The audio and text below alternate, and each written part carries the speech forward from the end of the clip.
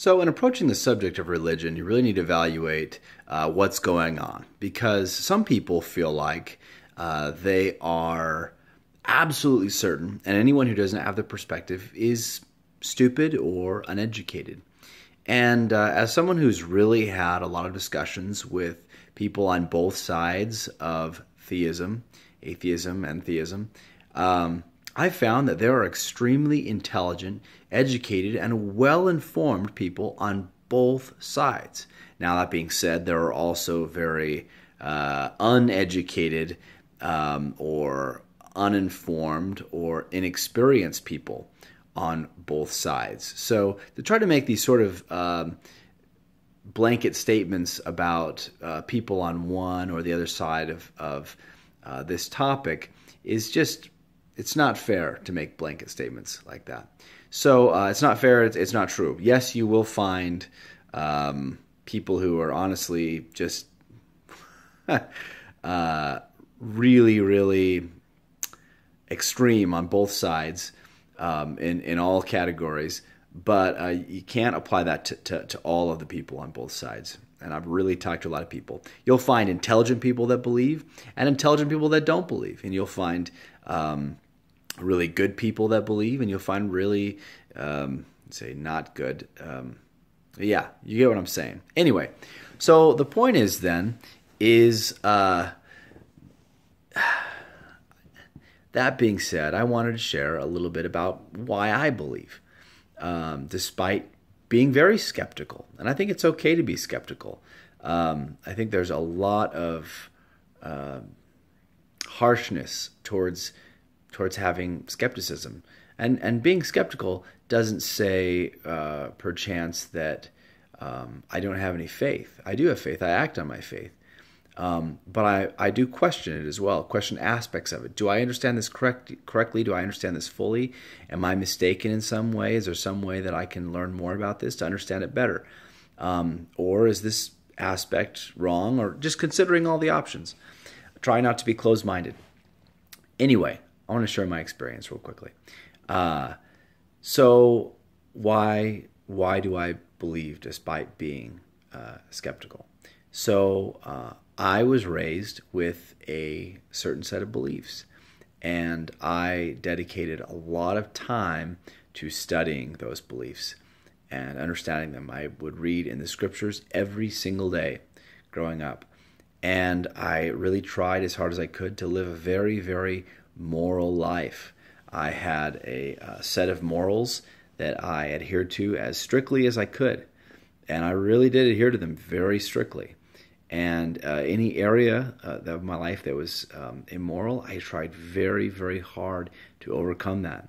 And I would sometimes even spend multiple hours at night praying to overcome any immoral thoughts or anything that I was doing that was not in harmony with the teachings that I was trying to uphold. And I started this at a young age, 13, 14, and all the way up. Reading in my scriptures every single day, writing in my journal, and spending time in prayer and meditation, and really not doing anything that was, put it this way, trying as hard as I could and being quite successful at living my religion and at staying away from things that were immoral. And after some time of doing this, I one day had an experience, and the experience was very comparable to experiences that I had read about of other people who had done similar things, who had spent a lot of time in meditation and prayer, and had gained an awareness of God and certain aspects of characteristics of God, and of characteristics probably does fit what I'm trying to say, but knowledge of God's attributes, yeah. So anyway, that experience was arguably, those types of spiritual experiences are arguably the most powerful, impactful, however you want to say it, overwhelming, wonderful experiences of my life. And they weren't like, just a weird, giant, vomit of emotions. That's not what it was. It was actually, it's hard to describe exactly what they are. They're in a lot of ways, they were more intellectual and knowledgeable. Not knowledgeable. It's really hard to describe it in terms. But if you've experienced it, you know exactly what I'm talking about. And if you haven't, it sounds like total weird nonsense.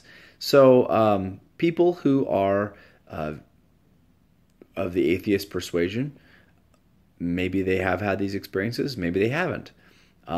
If they haven't, I don't think that gives them a lot of room to be as critical of those who have had these experiences. Some say, oh, you know, all religion is nonsense and it's all stupid and there is no God, and they're very sure of this. But I think that if they'd had an experience similar to this, that they would say, wow, you know, yeah, I can read a lot of things online. I can do a lot of, you know, logic and reasoning to find that, you know, maybe a lot of the arguments in religion aren't very consistent, and there's, you know, a lot of things that contradict, but there's something to that. Now, is there something that's to it? Was that the experience that I had? Was it just kind of what anybody would experience? Would it confirm, you know, anybody, if I had a set of beliefs and automatically just confirm all those beliefs? Well, interestingly enough, I'll take a second to address that.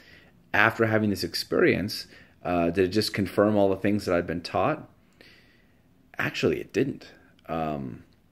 Interestingly enough, the experience that I had after having it and after having other similar experiences changed my view on a lot of things.